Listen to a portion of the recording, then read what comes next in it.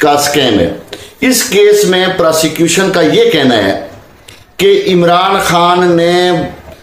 मलक रियाज के साथ मिलकर उसको जो बरतानिया से 190 मिलियन पाउंड वापस पाकिस्तान को मिले वो पाकिस्तान की रियासत के अकाउंट में आने चाहिए थे, वो एक पुरानी सजा यानी जो सुप्रीम कोर्ट ने बैरिया टाउन कराची की मद में उस पर जुर्माना किया था, उस मद में वो सुप्रीम कोर्ट में जमा करवा के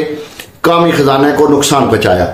पहला सवाल तो यह है कि अगर इमरान खान इस केस में मुल्ज़म है या उसकी हुकूमत इस केस में एक मुल्ज़म है तो फिर, और इसमें रत्ती बराबर भी हक़ाइक़ हैं, तो आपकी कहानी के मुताबिक, आपकी इस दास्तान के मुताबिक इसका कोई शरीक मुल्ज़म भी है और वो शरीक मुल्ज़म मलक रियाज है। उसका नाम लेते हुए तो टेलीविजन पर भी ये थर थर कांपते हैं, ये बड़े बड़े ओहदेदार, ये हुकूमतें, और उसको तो शरीक मुल्ज़म बनाया नहीं। और इमरान खान के